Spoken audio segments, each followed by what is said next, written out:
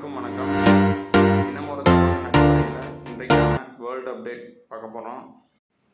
ஹவுதிகள் இத்தனை நாளாக இந்த போரில் உள்ளே வராமல் இருந்தாங்க.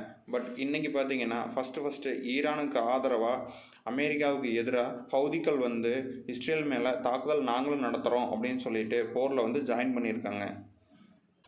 அடுத்ததாக உக்ரைன் அதிபர் சவுதி அரேபியா போகிறாரு. அங்கே போயிட்டு பாதுகாப்பு ஒப்பந்தம் இரு நாடுகளும் மேற்கொண்டு நாங்கள் கையெழுத்திட போகிறோம் அப்படின்னு சொல்லி உக்ரைன் அதிபர் ஜெலன்ஸ்கி புதுசாக ஒரு அறிக்கையை விட்டிருக்காரு. ஈரான் தொடர்ந்து தாக்குதல்களை அமெரிக்கன் ஆர்மி பேஸ் மேலேயும் இஸ்ரேல் ஆர்மி பேஸ் மேலேயும் தாக்குதல் நடத்திட்டு இருந்தாங்க. அதே டைமில் பிரிட்டிஷ் அமெரிக்கனுடைய ஆர்மி தளமான ஒன்று மேலே ஈரான் கடுமையான தாக்குதல் நடத்தியிருக்காங்க. இதை பிரிட்டனே உறுதி செஞ்சுருக்காங்க. இதே இஸ்ரேல் இப்படி ஈரான்கிட்ட நீங்கள் ஸ்ட்ரைட் ஆஃப் ஹார்மஸை ஓப்பன் பண்ணலை அப்படின்னா உங்களதில் பவர் ஸ்டேஷனே ஒரு ஸ்டேஷன் கூட இருக்காது, எல்லாத்தையும் அடித்து காலி பண்ணிடுவோம் அப்படின்னு சொல்லி இஸ்ரேல் ஈரானுக்கு கடுமையான ஒரு மிரட்டலை விட்டுருக்காங்க. ஈரான் இதுக்கு எப்படி ரியாக்ட் பண்ண போகுதுன்னு தெரியல, பொறுத்திருந்து பார்க்கலாம். உலகளாவிய அளவில் கச்சா எண்ணெய் தட்டுப்பாடு அதிகமாக இருக்கிற நேரத்தில் ரஷ்யாவுடைய கச்சா எண்ணெயை கியூபா வாங்கி மற்ற நாடுகளுக்கு ஏற்றுமதி பண்ணலான்னு இருந்த நிலையில் அமெரிக்கா அப்படி பண்ணினீங்கன்னா கியூபா மேலே பொருளாதார தடை விதிப்போம் அப்படின்னு சொல்லி கியூபாவையும் மிரட்டிகிட்டு இருக்காங்க. ஈரானுடைய அடுத்தடுத்த தலைவர்களையும் ஆர்மி கமாண்டர்களையும் இஸ்ரேல் குறிவச்சு கொண்டுக்கிட்டே இருக்காங்க. கொல்ல ஈரான் புதிய உச்ச தலைவராக மெஜ்தபா கமேனிங்கிறவரை இன்றைக்கி திரும்ப நியமிச்சிருக்காங்க. ஈரானும் இஸ்ரேலுக்கு பதிலடி கொடுக்குற மாதிரி இன்றைக்கி யுஏஇயுடைய முக்கியமான கட்டிடங்களில் ஆளில்லா ட்ரோனை யூஸ் பண்ணி அடிச்சிருக்காங்க. அதே மாதிரி பக்ரைனில் வாட்டர் பியூரிஃபையரு பல்கலைக்கழகம் யூனிவர்சிட்டியில் 3 யூனிவர்சிட்டியில் தாக்குதல் நடத்தியிருக்காங்க அப்படின்னு சொல்லி அவங்க குற்றச்சாட்டு வச்சுருக்காங்க.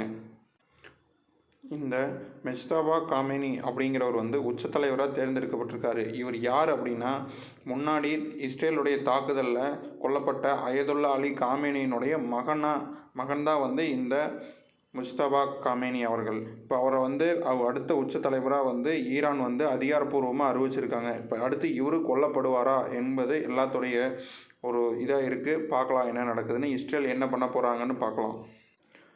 ஈரானுடைய முக்கிய பொருளாதாரத்தில் முக்கிய பங்கு வகிக்கிறதுன்னு பார்த்திங்கன்னா பாரசீக வளைகுடாவில் இருக்கக்கூடிய ஒரு சின்ன தீவாகும். அந்த தீவு பேர் பார்த்திங்கன்னா கார்க் தீவு.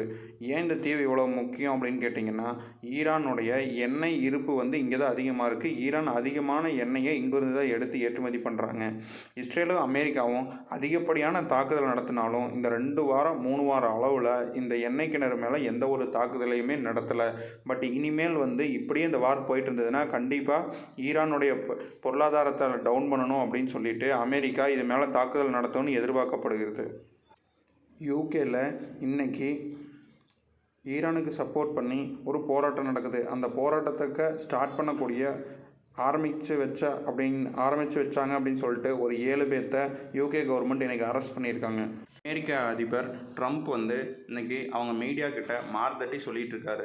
ஈரானில் விழுந்த நம்மளுடைய பைலட்டை நம்ம ரெஸ்கியூ டீம் 2 நாள் போராடி இன்றைக்கி பத்திரமா மீட்டிட்டு வந்திருக்காங்க அப்படின்னு சொல்லி பெருமையாக சொல்லிகிட்டு இருக்காரு.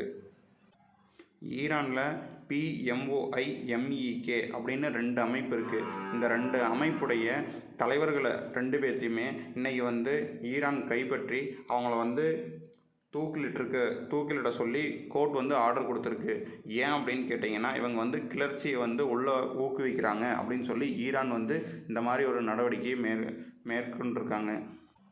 ட்ரம்ப் அமெரிக்காவில் 2027ஆம் ஆண்டுக்கான பட்ஜெட்டை தாக்கல் பண்ணும்போது இராணுவத்துக்கு 40% சேர்த்து வேணும், பட்ஜெட் சேர்த்து ஒதுக்கணும் அப்படின்னு சொல்லி ஒரு கோரிக்கையை முன் வச்சுருக்காரு. இதுக்கு அங்கத்த கவர்மெண்ட் அனுமதி கொடுப்பாங்களா இல்லையாங்கிறது தெரியாமல் இருக்குது. இது மாதிரி வேர்ல்டு அப்டேட்ஸை உடனுக்குடன் உங்களுக்கு ஷார்ட் அண்ட் ஸ்வீட்டாக நம்ம சேனலில் ஒளிப்பதிவு பண்ணிக்கிட்டே இருப்போம். நீங்கள் அதனால் சப்ஸ்கிரைப் பண்ணி தொடர்ந்து சேனலில் ஜாயின் பண்ணிக்கிடுங்க. தேங்க்யூ ஃபார் வாட்சிங்.